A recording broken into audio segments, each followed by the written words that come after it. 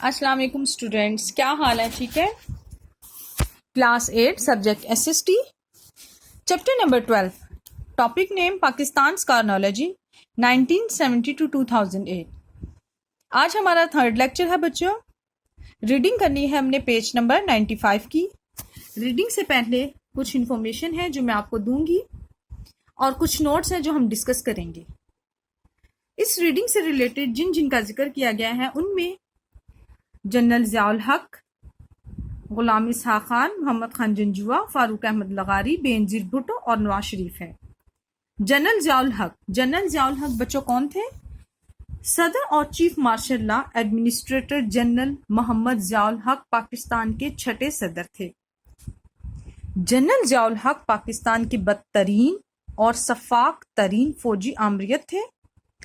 انہوں نے ایک منتخب حکومت کا تختہ الٹا تھا بچوں اور 2 وزرائے اعظم کو برطرف کیا تھا۔ جنرل ضیاء الحق ایک فضائی حادثے میں شہید ہوئے تھے لیکن پوری سرکاری اعزاز کے ساتھ ان کی تدفین کی گئی تھی۔ 20 اگست کو فیصل مسجد کے احاطے میں ان کو سپرد خاک کر دیا گیا تھا بچوں۔ فیصل مسجد کہاں واقع ہے؟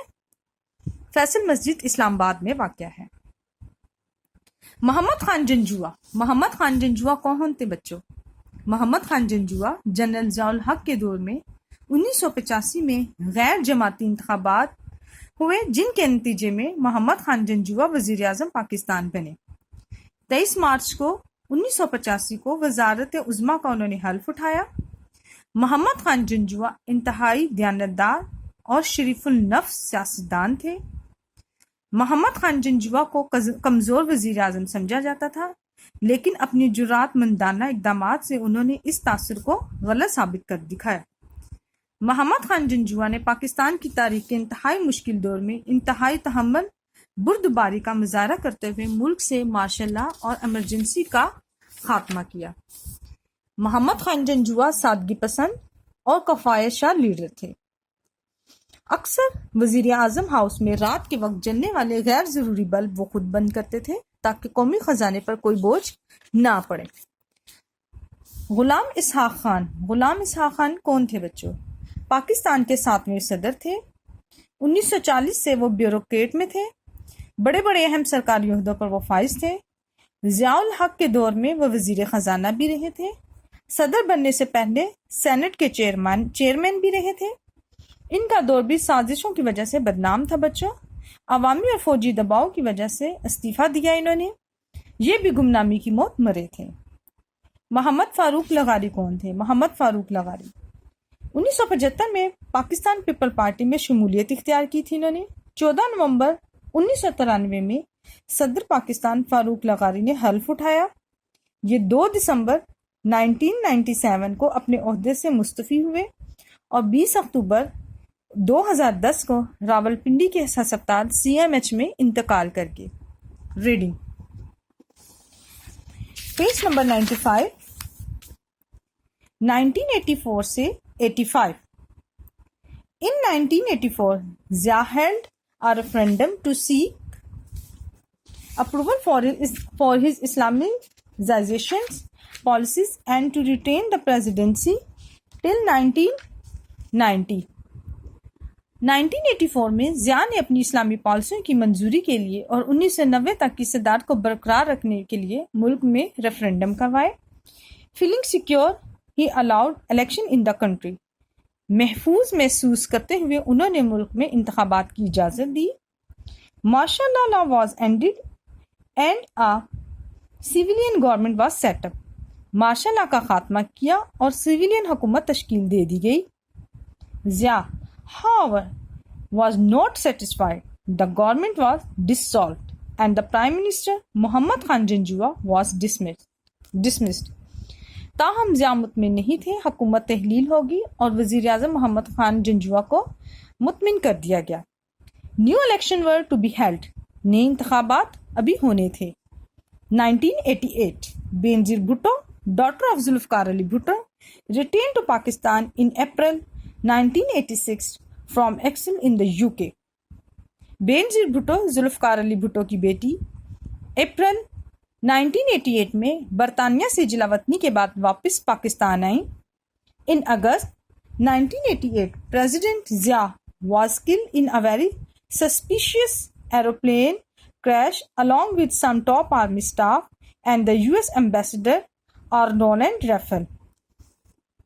अगस्त 1988 में सदर ज़िया इंतहाई मशकूक जहाज हादसे में मारे गए। उनके साथ कुछ फौजी अमले एम्बेसडर रोलैंड और राफेल उनके हमरा थे। एट टेम्परेरी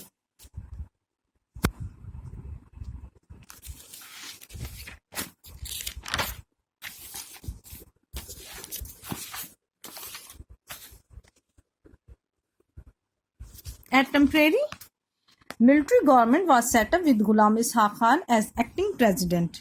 आरजी मिलिट्री हुकूमत में गुलाम इसहाक खान के साथ सदर की हैसियत से ओहदेदार मुकर्रर हुए।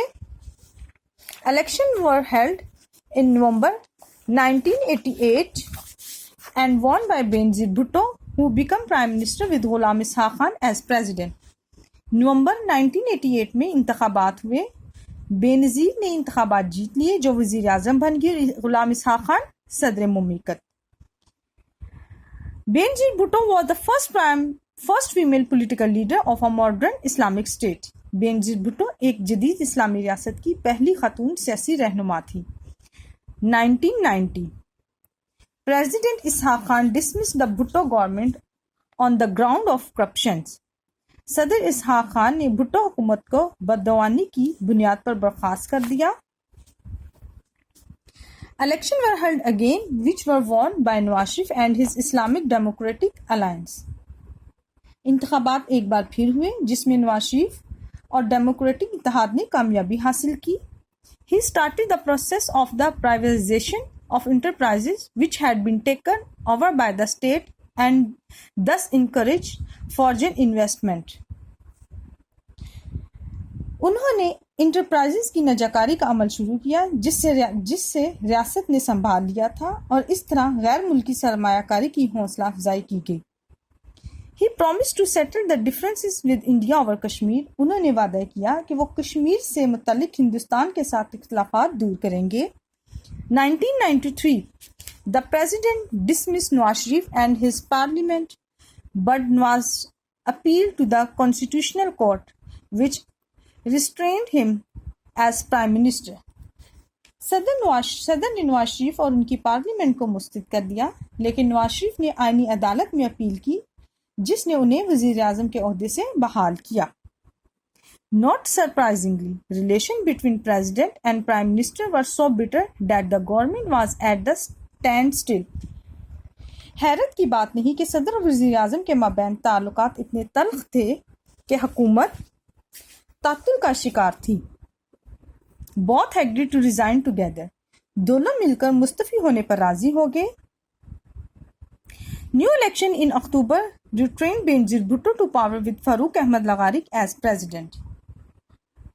अक्टूबर में होने वाले इंतखाबात में बतौर वजीर अहमद लगारी सदर बनने के लिए इक़्तिदार में आए।